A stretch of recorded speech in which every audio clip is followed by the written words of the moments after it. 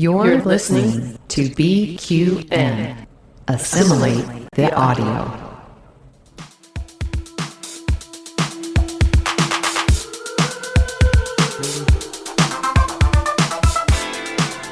Welcome, listeners, to another episode of All Good Things, the Star Trek Universe podcast here on the BQN and the Fandom Podcast Network. I'm your host, Mark White, and with me today is Captain Jeremiah Brown and host of the world-famous Treksperts quiz, Davey Willett. Hey, guys. Welcome. Woo! Hey, Mark. Woo. It's good to be back. This is so fun for me and totally not anticipated. I didn't know a couple weeks ago when my entire team was like, we're going on the cruise, what I was going to do. And now I've got two great co-hosts with me this week, so thank you, guys. Yo, you're welcome. I'm glad to be here, Mark. So welcome. I've been waiting for an All Good Things invite for a while, Mark, so here I am. I invited myself, but here I am. Oh, no, great. I really have wanted you on, Davey. I haven't thrown out the invite, but I have wanted you here so bad. I think everybody else does, too, so we'll have you back on when the rest of us are here, too. Beautiful. But before we get into it, it's time for Hit It, Riker. This is the bridge. All hands to emergency escape pods. Escape pod. Sweet. So for the next few weeks, while Picard is airing, we are going to discuss Picard at the start of All Good Things. Well, some of you guys have not had a chance yet to watch this week's episode, so we are this week not going to recap the episode that dropped literally just hours ago. Instead, we are going to recap the last couple of episodes. So, what do you guys think so far? This is an epic chapter to an already great story. I'd have to agree, yeah. The next gen cast is going to go out with the bang they deserved 20-some years ago that they did not get with Nemesis. Yeah, good point. I feel that the pacing and everything about the first two episodes that I've seen, episode 3 still an hour before it drops in Australia at time of recording, but what I've seen so far has just been not only a beautiful love letter to TNG, but a beautiful love letter to the franchise as well, because there's just so many wonderful little Easter eggs peppered throughout it. And plus we're getting a great story that's been well presented as well at the same time. I couldn't agree more. I heard from some people talking online about why they didn't necessarily gravitate towards Season 1 and Season 2 of Picard, even though they were TNG fans. And a lot of that, from the people I've talked to, stemmed from the fact that a lot of the story wasn't sort of space-centric or space battle-centric or things happening on ships, you know. And so it was very much less Star Trek-y. And I really feel that way about Season 2. I enjoyed Season 2, but the best parts were when they were back in the present time, for me, in my opinion. But watching this season, and again, just talking about the first couple episodes, what I noticed is when they're doing scenes on ships and stuff like that, it is very much like a progression from what was happening with TNG, Deep Space Nine, Voyager.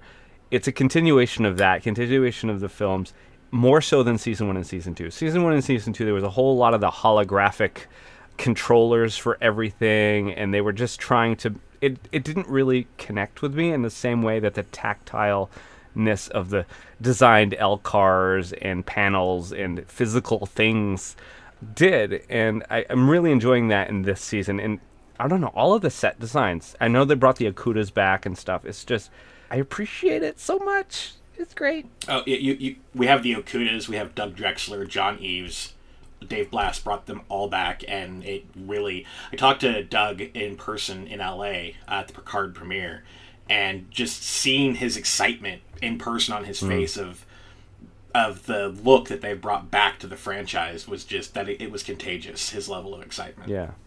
Even the Andorians that I've seen in the background of scenes and stuff have looked like when they were on the Raffi's, the Metallus Prime. In the background, you could see some. They looked closer to Enterprise Andorians than they did in Discovery, I'll say that. Well, did you notice, too, that the Orions are no longer in that rubber mask? It's back to green face paint. Thank God. Yeah. As a No, I professional definitely Orion like it too. myself, I appreciate that. Yes. Yeah. Yeah, they're sort of righting the ship, so to speak, with this season, and I'm here for it. Yes. And I wasn't even angry at the update to the Ferengi makeup. If you compare Sneed to that Ferengi we got in Discovery, so much better. Yeah, the one in Discovery looked like he'd been out in the sun for too long. Yeah. It looks like Moogie. And then stretched. Yes, very much like Moogie. Moogie. Oh. It's interesting though. You talk about the first two seasons. This new era of Star Trek it's had to find its feet. It's had to find out what Star Trek is in the 2020s. It is a different time, and I think maybe they felt by bringing Picard back they had to do something that was going to be familiar to the existing fans, but not alienate newcomers too much.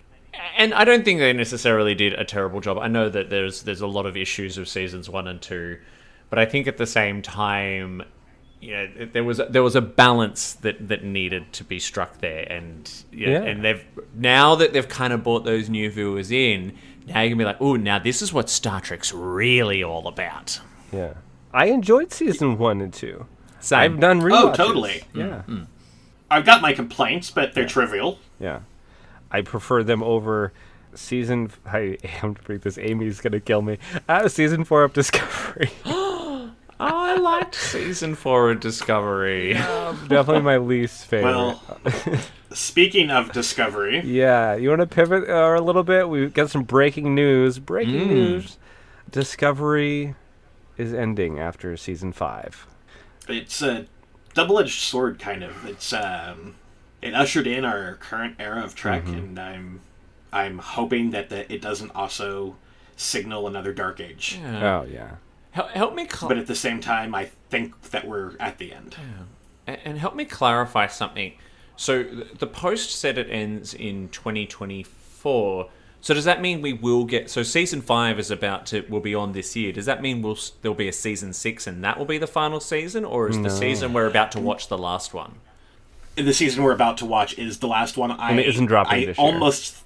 Right, I think that they've pushed it into 2024. Yeah. Right, okay. Fair enough. I'm not dooming glooming this at all.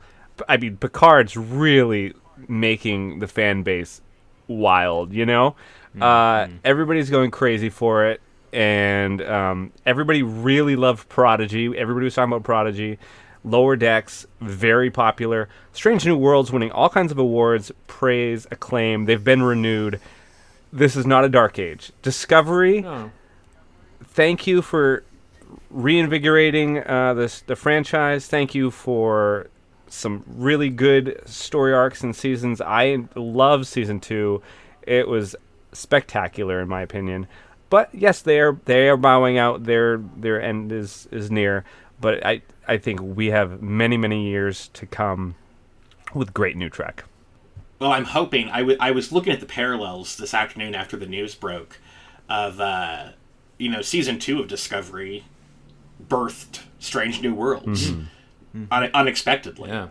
And with how season 3 of Picard is going so far and the community reaction over it, it almost feels like lightning striking twice, and that Titan is going to get the same treatment should get the same treatment as Strange New Worlds. Yeah, and I was talking about this in another group chat with some fellow Aussie sci-fi friends of mine, and Discovery was a polarizing entry in the franchise for a lot of Star Trek fans. I have personally always appreciated it and loved it because I'm of the firm belief that all Trek is good Trek.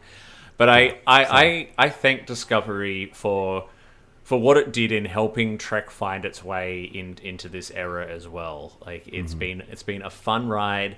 It tried some new things. Some of them worked, some of them didn't. But Klingons.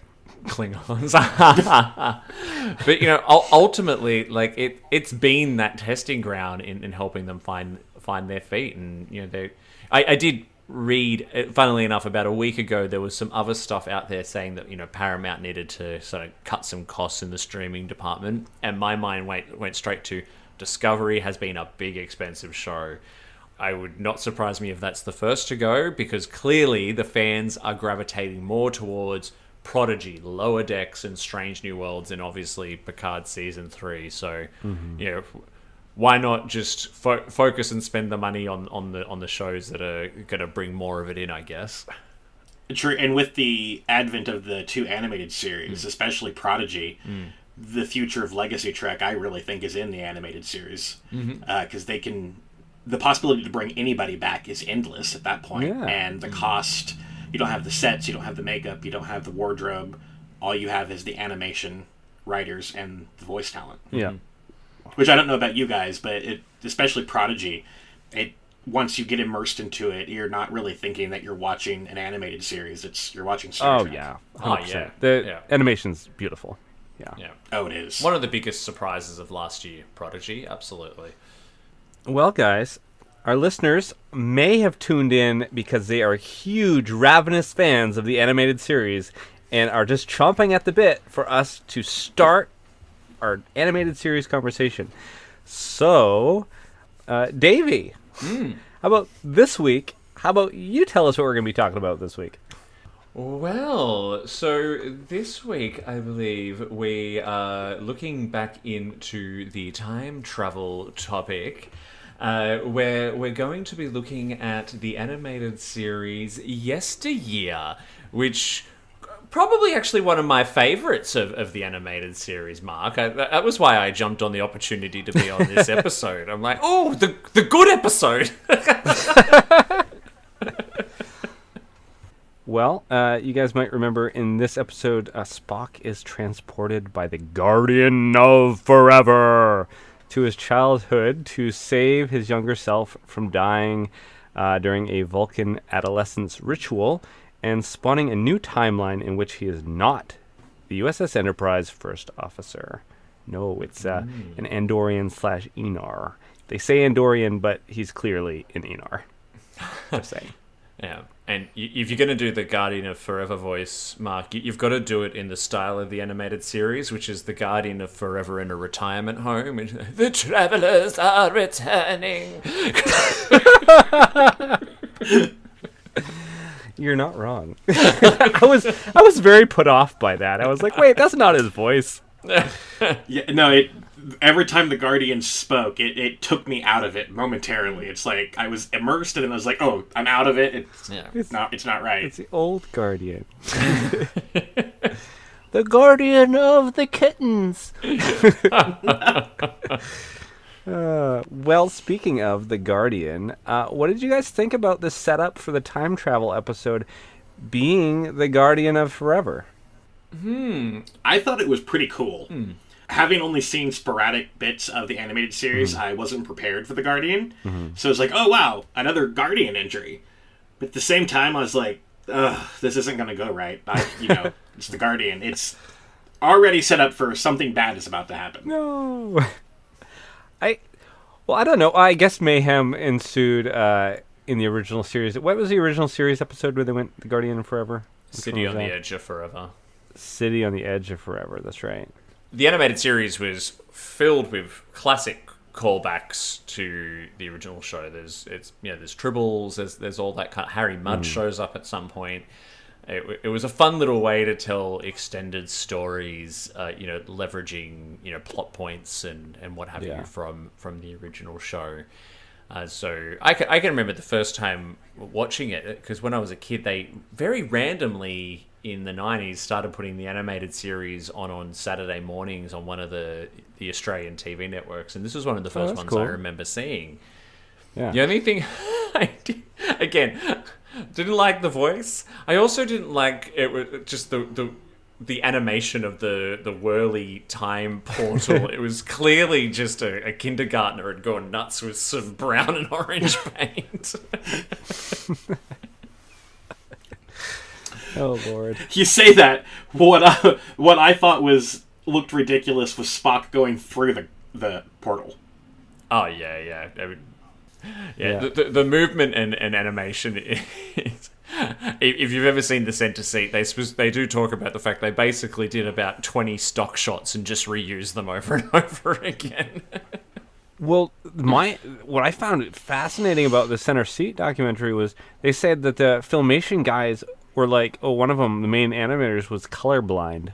So that's why the colors are all messed up. They were like, the Klingons are this color and the blah, blah, blah, blah. But the guy couldn't see the right color or whatever, and so that's how it ended up all crazy. There you go. Anyway. Wow, how does one get in position as an animator and be colorblind? But Filmation, I don't know. A couple of guys in the garage. I mean, that's pretty impressive, though. It explains a lot, too. But I loved that. I loved seeing the connective tissue there. I know we didn't really, in the 90s Trek, get a lot of... Well, I mean, Gene Roddenberry didn't want there to be a lot of callbacks to what was happening in the original series. He really didn't. That was kind of the mandate. But it's cool to see because they're able to do that. If you watch Star Wars shows, do callbacks to like the original movies and stuff. And here's a side character here. Here's this. Here's that. And we really haven't experienced it until now. This latest iteration of Trek, where we're able to go back and okay, here's this obscure alien that was in 5 seconds of this film, in the 70s, or here's this character that appeared once in the original series, and I love it. I absolutely love it. I think it's great. And then I think just another thing Discovery did really well was bringing back Guardian of Forever in that unique and cool way. Yeah, I really love the callbacks to the older stuff, and I think that was a mistake on Roddenberry's part going into Next Gen. A newer viewer would see something like that and then pique their interest and potentially get them to go back further. That goes all the way through today's Trek. Right. It's a callback to something that happened in early Next Gen might pique a new viewer's interest to go back and explore that. I mean, Q and Trelane are essentially the same character. Yeah, I had read the thing about Trelane before, but I think there's a book that potentially deals with that. But anyway, side topic, but interesting. Yeah, callbacks in Trek, I think they are what make it now. I think you're right there, Mark. They didn't. Roddenberry didn't always kind of want that. I think he maybe envisioned more. It's like you'll always discover new things because the universe is infinite, and so therefore we're not going to go back. We're always going to go forward, which was a wonderful thing to have. But now there's so much of it out there that we love our connected universe. Like we love knowing that there is, there's new things to explore, but there's also familiarity as well. Yeah. Well, one of the things, obviously, we're talking about time travel this week, and this is something I think we discuss every time we discuss a time travel episode. But in particular this week, I want to bring it up, the question to both of you guys. If you could go back and change your past, like Spock did in this episode, is there a single moment or something that happened in your past that you were like, absolutely, I would fix this thing? Such a good and very complicated question.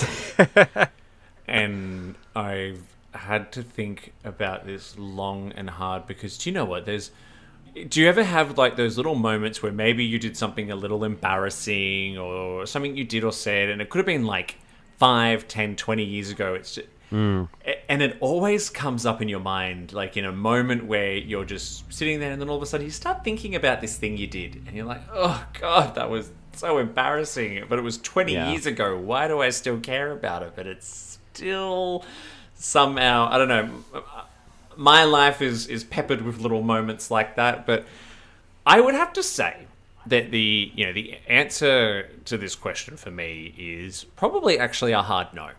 And that's probably because I like where I am in my life at the moment, and I think that so much of what I have done to date has put me in the position that I'm in. My life is not perfect. There's still things that I wish could be different or whatever, but there's a harmony there. And I'm doing my podcasting and I love it. I've got my beautiful partner, and what if I went back and changed something and it meant I didn't meet my partner Anthony, or I didn't move to Melbourne, or I didn't decide to get my cute little dog Pike? Like, what if I changed it? Who knows where I would be for better or worse, right? And I think that's the lesson that these time travel episodes sometimes try to teach us.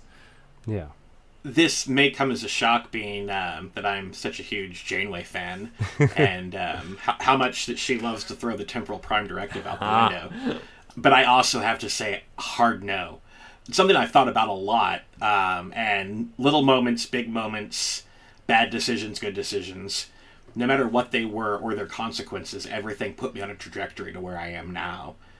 And so many good things have happened, and so many wonderful people, such as yourselves, have come into my life, and I'm, with one single butterfly wing stepped on, could unravel all of that. Yeah.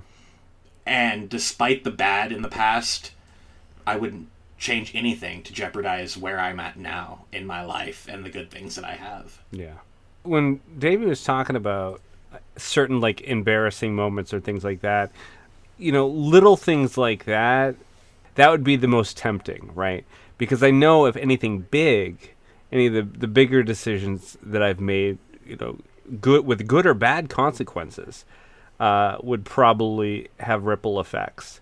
And even if there's things that I'm still feeling the consequences of, you know, now, I still, like, I'm here, and I'm with, you know, again, the person that I want to be with, and I got my lovely dog, and it's the same as Davey. But only thing I can think of is, like, some conversations that ended up with some pie on my face that, again, it's strange, the things that haunt you. And I'm like, maybe if that one conversation was different, I don't know if it would have been the butterfly wing that would have... I might sneak back and just, like, delete one text message. You know, I might do that. I might go back through the Guardian of Forever and delete one text message and just see where we're at. Yeah, that one impulsive moment. You know, have you ever done something like just in the, you know, your thinking brain's not working. It's more, you're more feeling, and you maybe said something or did something that you know was the wrong thing, but you needed to say it that way in that moment. Like, you needed to do it, and it probably didn't end well, but you still felt vindicated. Oh, 100%. Oh my God. I feel we're speaking the same language, Mark. Yeah. All I can say is I'd delete that text message. I'd come back through the portal, and all of a sudden I would have a pet giraffe. You know, it would be something oddball like that. You know what I mean? It's just like, wait, what? No, where's my dog?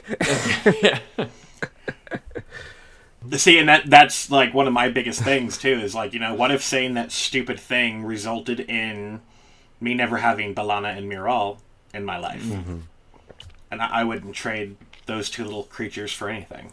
Yeah. Pets named after Star Trek characters. We've all got them. Yeah. And in fact, Miral is her, because she's a fancy boxer, so she's got her registered name, is actually B'Elanna's Kuva Mach Miral. That's next level, but very cool. Yes. Thank you. I like to interconnect them from one generation to the next, and since her predecessor was B'Elanna, it's like, oh, that's the only direction I could go. Well, we have talked about Discovery a little bit, interestingly enough, this episode. I'm finding some Discovery connections with this episode of the animated series. And I didn't know if you guys picked up on that or not, but I instantly thought of the plot line of Michael Burnham sort of running away from Sarek and Amanda when she was a kid. And then Spock was like the only person that knew her whereabouts and whatnot.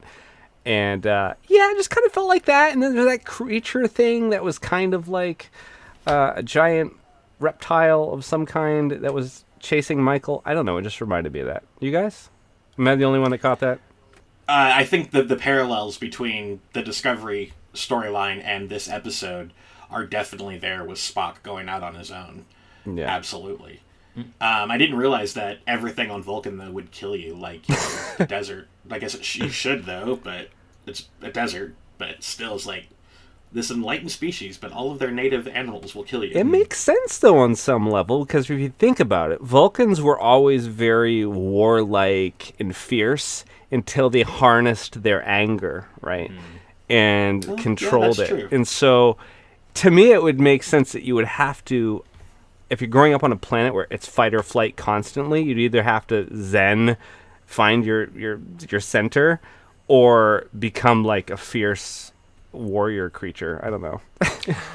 Well, so everything on Vulcan's trying to kill you. Is Vulcan actually Australia?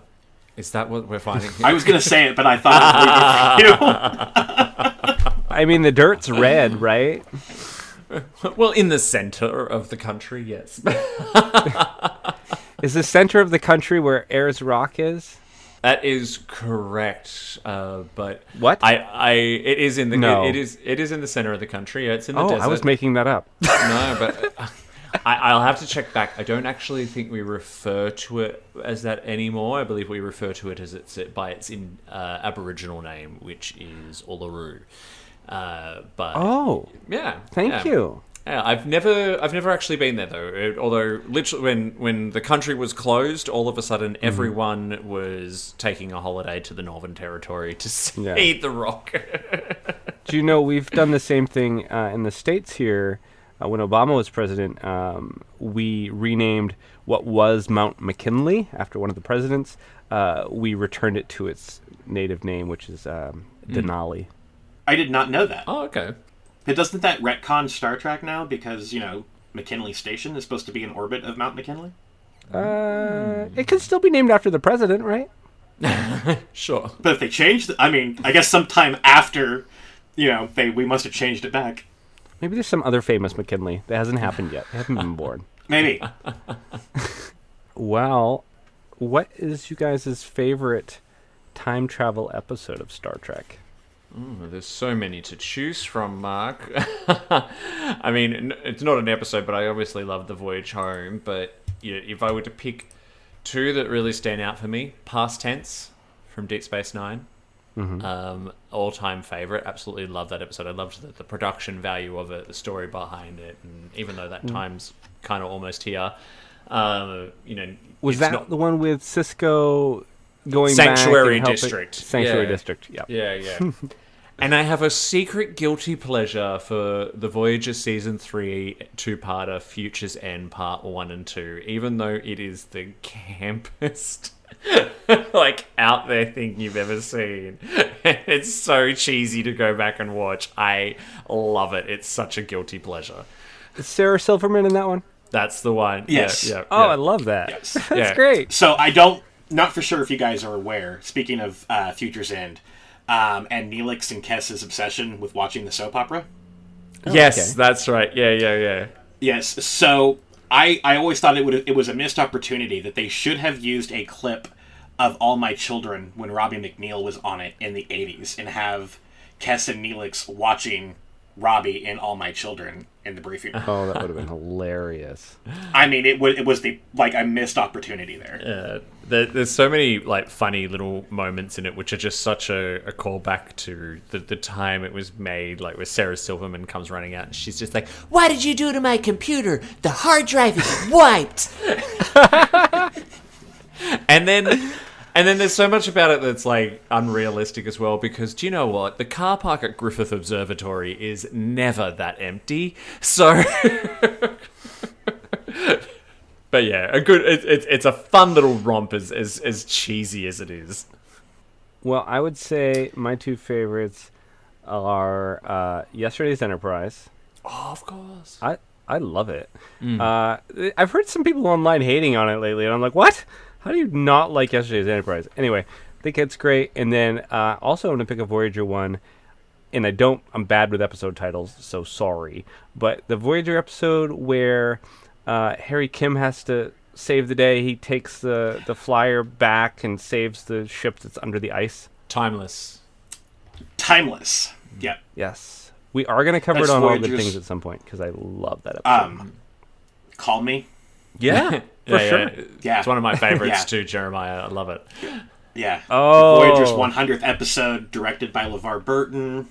Oh, I didn't realize LeVar directed it. Oh, perfect. Yep. Yeah, Even the more whole reasons to love budget of special effects spent in one episode on that crash scene.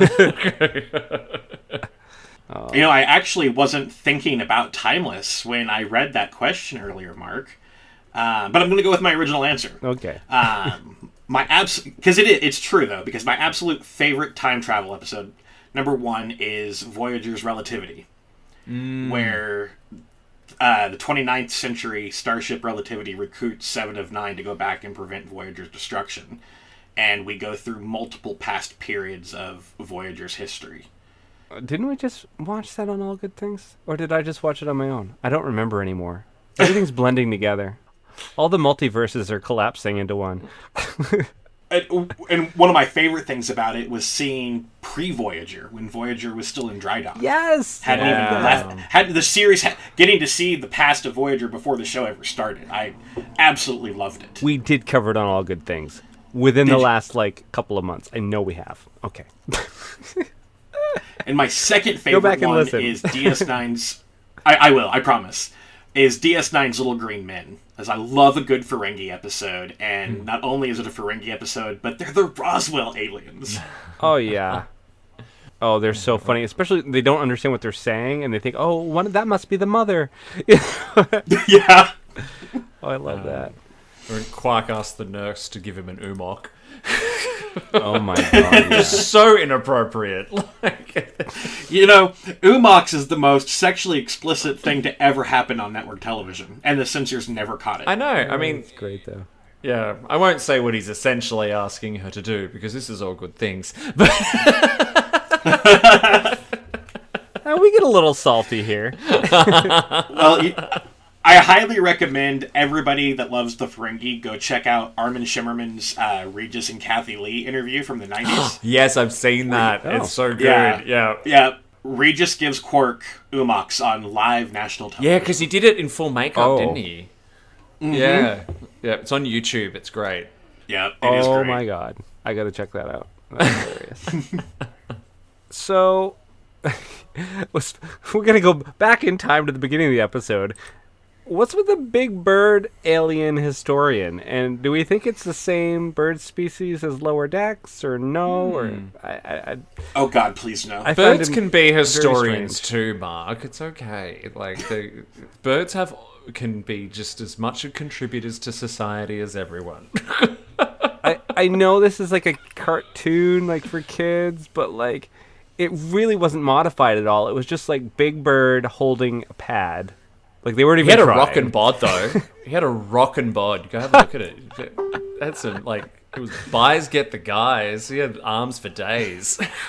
Did you want to knock his feathers off? Oh my god. I was watching it, I'm you want to take him behind the Guardian to go plucking. Scene. But I was just did they animate this bird with a really hot bod, or am I imagining things? Oh my god. You just wanted to see his eggs. It was a very thirsty bird. It was a thirsty bird. I was all of a sudden I'm into history. Oh my god. I can accept that he would be a relation to Big Bird far easier than being related to those birds from Lower Decks. I want that episode removed from canon. Oh. The birds weren't bad. Peanut Hamper was. Oh no, and I just want I want Peanut Hamper stricken from canon. Aww.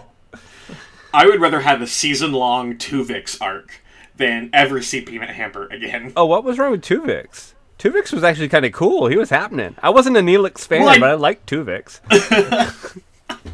Tuvix had to die. I was oh no, they're killing him. They're going to bring Neelix back. Oh, shoot. I was all disappointed. I don't mind Peanut Hamper. I'd just like to go on the record. I'm okay with Peanut Hamper. I know that's an unpopular opinion, but it's alright. Peanut Hamper, hey, I get you. This is Star Trek. Every opinion's right. Absolutely. I prefer the dog that turns into a robot alien creature. I love the dog. That dog was scary, but I loved the dog. The dog, yeah. So many wonderful things in which to urinate on. They were targeting kids when they created this episode, and I thought it had a really good message at the end. Similar to last week, Janeway speaking directly to the audience. I think the audience got a really strong message out of this week's animated series episode. What did you guys think of the message? Pick on the different kid was... I know. We'll get into that in assimilation and regeneration. Yeah, it's funny. I didn't really watch it through that lens. You know, what was the message here? Because there was some pretty harsh stuff. Like, you know, the way Sarek is like, you know, you can try this now, but if you fail, just know that people will call you a coward for the rest of your life. I'm like, whoa. All right, there's some, you know, gentle encouragement from your father. Like, great parenting there, Sarek. I didn't even notice. It sounded like my dad. Yeah. That's exactly. It was very toxic masculinity with how Sarek was portrayed in that episode. Absolutely, yeah. But Mark, I don't know if I picked up on a message for kids. So I don't know. What did you two think? I thought, and I like you, I didn't watch it through that lens, but after reviewing these topics, I stopped and thought about it for a second, and I think what I took away from it as the message was your actions have consequences, no matter how little or big. Mm-hmm. Yeah, and something you think is going to be, like we were talking about earlier, with going back and changing it back for ourselves. It's like something small, even like deleting a text message, might have repercussions that would affect, you know, you come back and there's a giraffe in your living room. You know, it's that maybe not dwelling on the past. Maybe that's something it's teaching kids that you can't go back to the past. So just move forward and accept the decisions that you've made. You know, I mean, so I think that's one lesson you can get out of it. But also a bigger message that I know that they purposely wanted kids to get out of this was about the decision that young Spock made as far as his pet, Sullet, was concerned. Either to prolong his life, but he'd suffer, or to end his life so that he wouldn't suffer anymore. And this is something that kids really don't have to think about. And I think that, you know, the writers of Trek, DC Fontana gets credit for having big balls, even though she doesn't have balls, and big balls for pitching this for a kid's show, because that's an important topic. And kids deal with this too, you know, with parents that might be dying, grandparents, their pets. So it is something you need to think about. And so this is, I think, a mature way to sort of show kids about these type of decisions and get them to think about it anyway. Yeah, the Spock's choice. I was not prepared for this episode to have me bawling by the end in bed last night with Miral snuggled up next to me. And I'm watching that and, like, clutching onto her, like, sobbing at the end. Yeah, things like that always... And it reminds... Whenever I go to my vet where I take Pike, there's a little candle that sits on the reception desk. And if that candle is lit, it means someone is saying goodbye to their pet. And they ask that you be quiet and respectful and all that kind of stuff. And I always... You know, we have the same thing at mine. Yeah, and Pike's not even 2 yet, right? And already I can't imagine my life without him. And I know that it'll be one day, years and years and years from now, I may be faced with that choice. I might hope that, you know, he may just kind of, you know, go naturally without having to go through any pain or anything. But I've seen friends and family who've held on to pets for a very long time, and you've seen that pet and you've gone, this pet is not living a very good life. Yeah. And I think of how much he gives me and how much pets give us, and I think that, you know, the best thing that I could do is not be selfish in that moment when that decision comes, and do something that, you know, don't let him continue to live, because sometimes they can live for years in this, you know, state of, you know, they go blind, they go deaf, they got arthritis, they got diabetes, they got all this kind of stuff that they get when wear a diaper. Yeah, they do. Yeah, I've got a friend right now whose dog has to walk around in a diaper. Poor thing, he's 15 years old. Yeah. But then, you know, that's easy for me to say now. Who knows how I'll feel when Pike is 15 years old and he's been my companion for so long, right? It's a really, really tough choice to make. And, you know, we can talk about it so easily as a pet, but, you know, the question here, you've also talked about a loved one, right? And there's a very, very complex and nuanced topic there. I lost Balana out of the blue at 13 years old. Went in for a routine tooth extraction, and they called me and said, we can't do it. This is what's going on.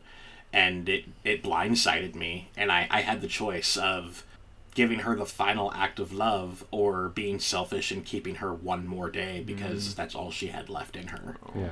And as devastating as it was, I released her. Yeah. And it nearly killed me as well. Yeah. Well, assimilations or regenerations?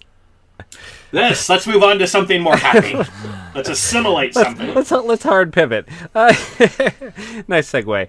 So, assimilation, for me, the first thing that came into mind was Thalen, the Andorian/Enar.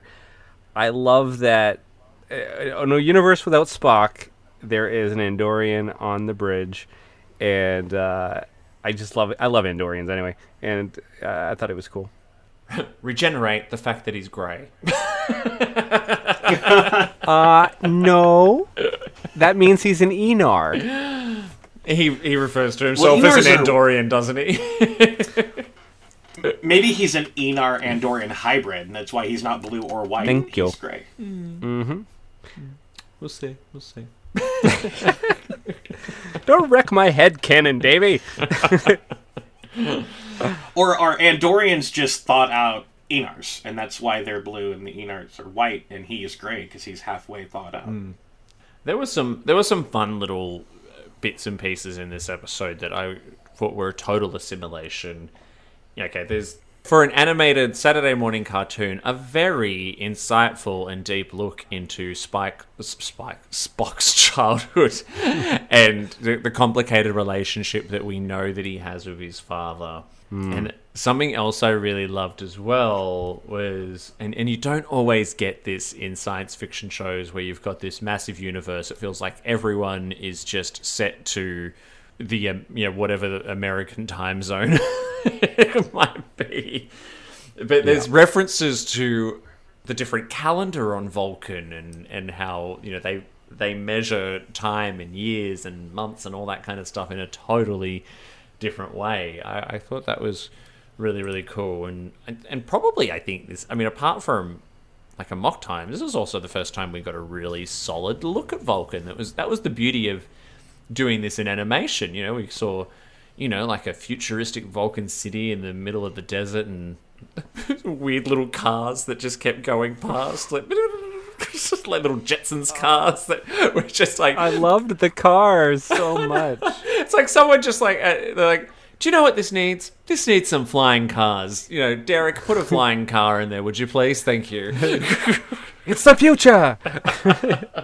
Those cute little details, total assimilation for me. There was some great little attention to detail in this episode.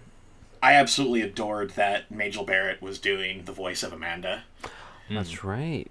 Yeah. Anything, having her involved in any shape, way, or form in a Star Trek series is always a bonus with me. Yeah. Yeah. They even animated her to kind of look like Majel Barrett, I thought. A little bit, yeah. Which is the beauty of Majel, because all they did to change her between the pilot and the series was just put her in a different colored wig. So it's true. Just change Majel's hair and she becomes a new character. Mm-hmm.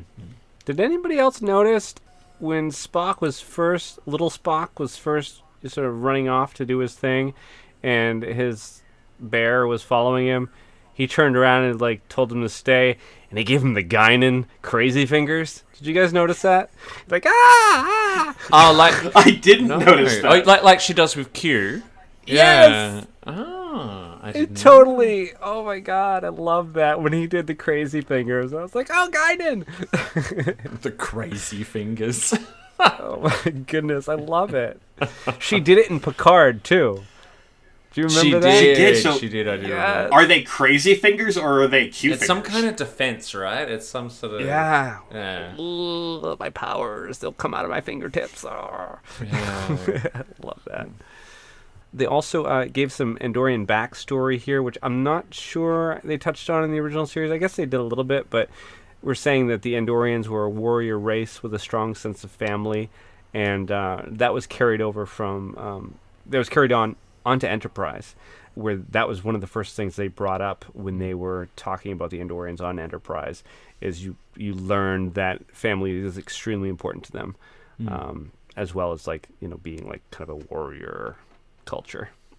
Yeah, again, that's one of those little details, right? There was probably deeper than other parts of the original series ever went. So, yeah, I remember picking up on that as well, and it was funny how much I did pick up on, because I'll be honest, when I volunteered to be on this episode, I actually watched this episode on my phone on my train ride home from work yesterday. It meant I was focused, because normally if I'm sitting watching, I get distracted and I look at my phone. Yeah. But because I watched it on my phone on the train, I felt like I took more in and noticed a lot more. Oh, neat. So, I'm not saying that bullying is good in any way, but I liked that this had connections to the reboot films with the Vulcan children bullying Spock. And even though I've watched these backwards and had seen the reboot films prior to seeing this episode, it was like, oh, I see that connection now between the two. Yeah, I hadn't thought about that, but yeah, you're right. What about that voice acting on those child Vulcans? Emotional Earther, your father brought shame to Vulcan. Yeah, it was very 70s cartoon voice acting. That's a perfect segue into regenerations. Did you read my regenerations, Mark? Our listeners might remember regenerations are the things that we do not like. So, yeah, that's perfect. And look, straight up, it's that child voice acting. Yep. Oh, Father, I'm off to show my friends the Vulcan neck pincher I know how to do now. I don't think I can't believe you have the Grey Andorian on there as a regeneration. What is wrong with you? What is wrong with him? Is the real question. Does he need some sun? Does he need to go and roll around in the ice? I don't know. Like, where's your pigment? Where's your pigment? So I actually have to piggyback on the Spock, the Vulcan children voice, and the Vulcan healer. I felt was the same camp there with the way he spoke. Oh yeah, the healer was. Yeah. I was like, it took me out of the episode. I was like, what is this guy doing here? Who is this? Yeah. Who's this technicolored wizard? I have one that. Actually, the more I think about it, the more I wish I'd made it an assimilation, and that is when Spock says the particular clothes that he's going to need, and Kirk opens his communicator, and he's like, I'll just notify the costume department. Yes. It's like, okay. Don't you mean the replicator? But okay. Yeah. It's got some seamstress in there. It's like, shit, we need something from the 21st century. Let's get it. Hold on. Now I'm picturing a Cardassian in chains in the bowels of the Enterprise being forced to sew clothing at a moment's notice. Poor Garrick. Oh, well, I mean, look, they've probably got fancy dress parties on board the Enterprise, so therefore, when they need it, like, all right, oh god, I really, really need a Tellarite suit. I'll go costume department. Hello. But yeah, I put that as a regenerate, but then I'm like, actually, no, that's cool. I like that the Enterprise has a costume department. That's better than Cetacean Ops. Oh, true. Well, regeneration. Spock has a tendency to tell practical jokes. No. They even say it at the end of the episode, Vulcans don't tell jokes. That's literally like one of the last lines of the episode. So, what? Did you guys catch that? I did catch that, and that's even restated into Voyager, even as, Vulcans don't tell jokes. I kind of just wrote that off with a grain of salt and thinking, okay, well, maybe that was pre-Kulinar Spock as a child. His human side was more dominant. It was just one time, and I never did it again. Exactly. Yeah, all Vulcans go through a phase. It's a practical joke phase. Pull my finger. They just don't talk about it. Yeah. There's some interesting references to, some interesting Vulcan behavior in general in this, and it's a slight regeneration that I didn't originally think of, and that is the fact that, and maybe this is because Vulcans don't tell lies and they take everything on face value, but he's just like, he's watching his kid from behind a wall, and he's just like, oh, I'm a distant cousin, I'm daughter of this person, oh, come over for dinner. Hang out with us. Well, headcanon, if he's Vulcan and Vulcans don't lie, I know, but he'd have to be like, oh, he must be my cousin. Yeah, But of course wait, you are. if Vulcans don't lie, Spock's lying. I know, exactly. Oh, my headcanon's broken already as soon as I it came out of my know. mouth. Not a lie, an omission. An omission. No, it's a lie. Because he's not totally lying. Because he is related. He is part of the family. He's just decided I'm a cousin, not your son. Yeah, and he just shows up out of nowhere. I'm just splitting hairs. I know, but like he shows up out of nowhere and he's just like, oh yeah, I'm just this cousin, rah. And then at the end he's like, oh, you're welcome here anytime. He's like, oh no, I'm not coming back. Ooh, gross. No, I don't know about you loud. Oh, rude. And he's like, Spock. we hope to see you again. Oh no, don't think so. I will be back to this dreadful place. Yeah, your wife's cooking If was I had awful. If I had some rando person show up at my doorstep saying that they were a family member, I would be hitting the emergency button on my phone in my pocket to automatically dial the cops. We're like, oh, son of T'Pring, are you? Emergency SOS call. Did you guys see White Lotus?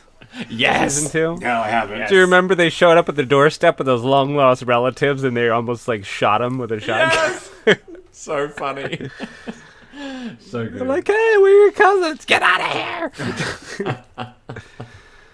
All right. We should, before we run out of time, we should jump into some of our trivia for this week's episode.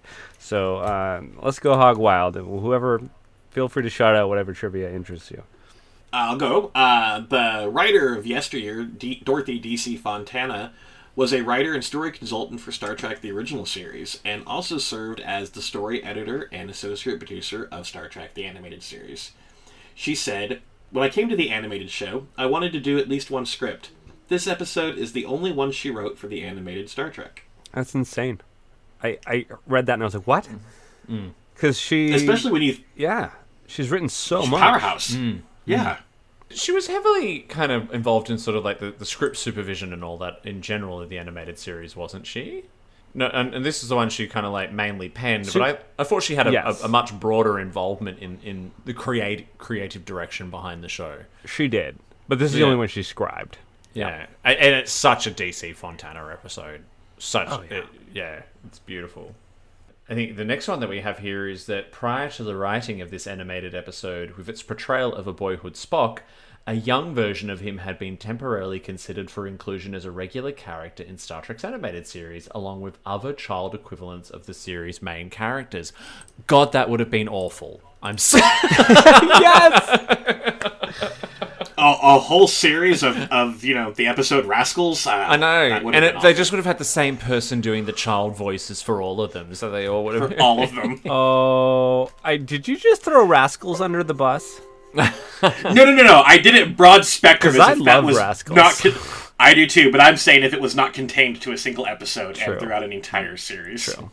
I need to see him now. Now. He's my number one dad! Oh yeah, he's my number one dad. So good. The storyline involving the Celat. The storyline involving the Celat was not included in the episode's pitch. Dorothy Fontana noted, I came up with that angle in the outline. The concept of Spock having a pet, Celat, in his youth had already been established. However, the creature having been spoken about, though without Spock's particular Celat having been named, and that was in Journey to Babel. Fontana observed, you could now finally get to see the Celat, I keep having to say it, which could only be referred to in Journey to Babel. What is it? Oh, it's Enterprise, where Paul talks about her pet Celat, and we never saw it there either. Oh, okay. But I did love the line of, a Vulcan child is never late with its Celat's dinner. Oh, was that in this episode? No, that was in Enterprise. Oh, okay. The euthanizing of Ichaya embodied a theme that Dorothy Fontana was eager to teach youngsters about. I actually wanted to do a story that dealt with death, she admitted. It just seemed to me that so many children are not aware of death, and then when a pet dies, the children is devastated by it. The parents find it difficult to explain the situation, and I wanted to touch on a way to deal with the subject. Fontana additionally remembered, I felt strongly about dealing with the death of a pet. It was a very serious thing for kids. We were trying to put across a lesson to children that when it comes time for an animal to die, if he must go, it should be with dignity. Wow. Yeah. Good message. Very heavy. And I think that kind of feeds into the next one, which was, there was some fear from NBC executives that children would be upset by the depiction of euthanasia with Ichaya and wanted the ending to the episode changed. But Fontana refused this, and Gene Roddenberry supported that decision, which is... Yeah, if we talk about messages for children, like there's something that is very, very solid to have kept in here. It's upsetting, but it's real, and really, really, really good choice. The dialogue from this episode that was spoken by Star Trek the Animated Series regular cast was recorded when all of the cast members were together. The first time they had reunited since the filming of TOS ended in 1969. So I guess they had all individually come in and recorded tracks, but for this particular episode, they all got back together. So that's cool. That is very cool, which segues us into our final piece of trivia, which I just loved about this episode, and that was the addition of Mark Leonard, who played Sarek, becoming one of only 3 actors besides the regulars to play the same character on both this series, and TOS. The other 2 were Roger C. Carmel's Harcourt Mudd and Stanley Adams' Cyrano Jones. Davey, you said at the start, this is one of the best animated series episodes. Yeah. Oh, don't tell me that. I haven't finished them all. I don't hear a lot of people talking about the animated series very often. And I think I mentioned to you, Jeremiah, last week, like I put it on before bed often. I didn't grow up with it. I didn't watch it through college. I didn't watch it through my 20s or even much of my 30s. I think I started getting into it a little bit in my 30s, but, I'm 40 now. And I'm just now really starting to kind of appreciate it in a quirky, weird way. I'm like, I like this Trek. It's fun. It's a fun Trek to put on. It's actually my buddy Matthew Dempsey's favorite series of all of Star Trek. Yes. Oh, we got to have him on next time. I think he would enjoy that. Yeah. Did you say what I love? So I was just going to say, so this is Matthew Dempsey's animated series is his favorite. That checks out. No shade, Matthew. I know that Pulaski's your favorite and all that kind of stuff. Is like if it's more niche, he loves it. Yep.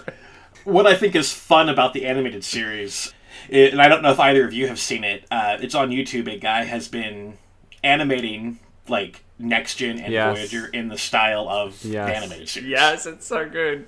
Yes. Love it. And I've probably watched the animated version of Threshold 100 times at this point. Yeah, and there's a best of both worlds one for TNG, right? And Riker does the TAS run. Yep. Love it. Well, you guys want to jump into final thoughts on today's episode? This was a fun one.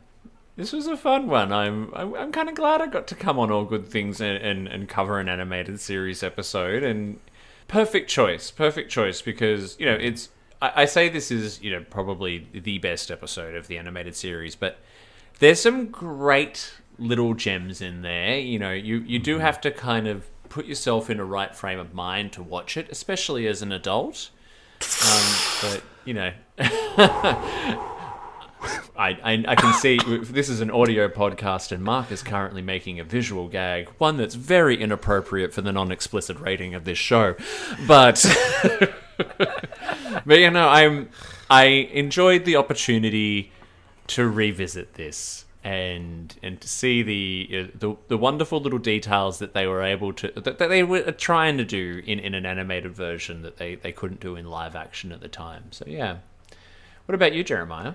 I really enjoyed this episode. I thought it was a lot of fun, and I thought it really added to the larger tapestry of Star Trek time travel canon in a good way.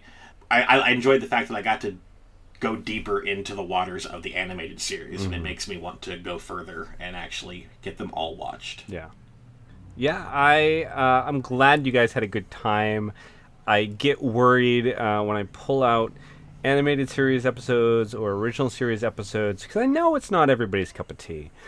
But all Trek is good Trek, and that's how I feel. I love everything. I love Discovery. I love the original series. I love the animated series. It's all cool to me. I love watching it, and this is I'm lucky to be on this particular show, so I can hop around and check it all out. So thank you guys very much for coming on with me, and for, you guys genuinely enjoyed it, and so that makes me feel really good. So awesome. Thank you for having me. Yeah, absolutely. Likewise. Jeremiah, what are we going to talk about next week? Next week is Kobayashi Maru Part 2, TNG's Thine Own Self. Now, do either of you guys remember Thine Own Self? No. Googling it. I thought Davey was just going to shout out, "Oh yeah, it's the blah blah blah blah blah." Yes, the data radioactivity primitive planet. Oh. Yeah. Isn't that lady wear the same... She wears very similar dress to Janeway's Fairhaven dress, doesn't she? The school marm? Oh, yeah. The lady that thinks that fire just exists in wood, and that's why wood burns. Yes, it's all coming back to me now. But that's for next week, listeners.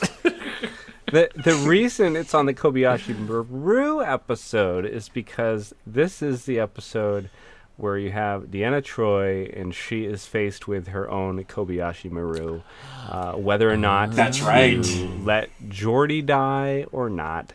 And they don't call it the Kobayashi Maru. They don't name drop it. They should have, because that's totally the test she's taking. So that's why it's part 2 of her Kobayashi Maru series. You're focusing. Without going into that episode ahead of time, that should have been the A plot point of that story, right? Yeah, I was just about to say, you're focusing a whole episode on a B plot, Mark. You little minx. Well, there's not a lot of, honestly, within Trek, not a lot of like Kobayashi Maru episodes. So I started the series and I was like, oh yeah, we're gonna go to all the series, and I was like, oh, there's not really. I mean, it's mentioned here and there, but like, to have an actual plot of part of an episode be this type of test, there's not really a lot. So this is the next one. Well, we would love to hear what you thought of today's episode, and hope you'll join our Facebook group, the BQN Collective, to continue our discussion there. You can also tweet your thoughts at AllGoodPod. Please follow the network on Twitter and Instagram at BQN Podcasts. We've also partnered with their friends at the Fandom Podcast Network. You can find us by searching their master feed. So, Jeremiah, where can people find you when you are not jumping through the Guardian of Forever to save your younger self?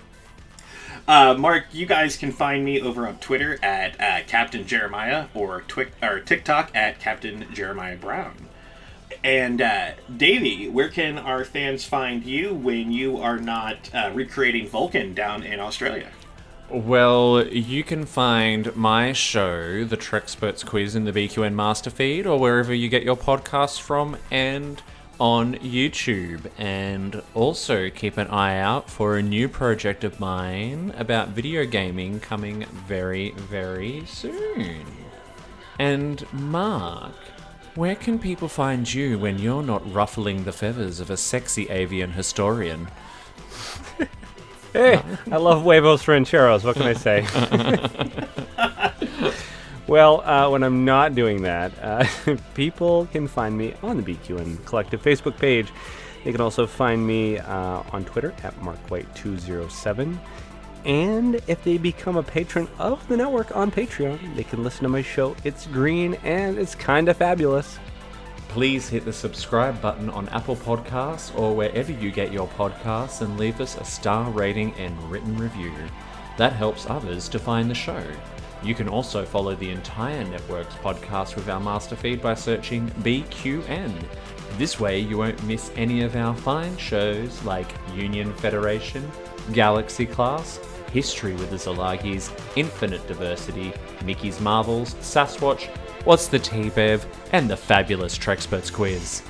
At this time, we would like to thank our associate producers, Mahendran Radhakrishnan and Tim Cooper. A special thanks to Graham Kelly for our opening and closing music, and Mark White for our artwork each and every week. If you'd like to help us keep all our shows coming to you each week, you can become a patron of the network on Patreon. We will add you to the Hive Mind Facebook group so you can enjoy It's Green, Amy's Math Moments, and other network perks. With a monthly subscription of $5 or more, you can join our meetings of the Hive Mind Roundtable discussion on the second Saturday of each month. Visit patreon.com/BQN to get all the details and watch your messages.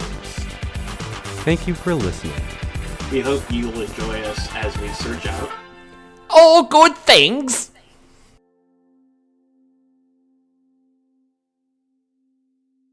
So, Jeremiah.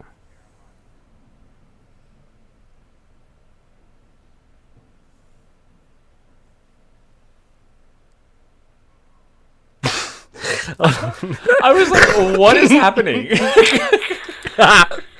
I was like, am I failing or am I waiting for a cue? I'm like, it hasn't frozen, it's moving. You can see me moving? Oh, damn it. Yeah, very slightly. Oh, I was trying not to move at all. Okay.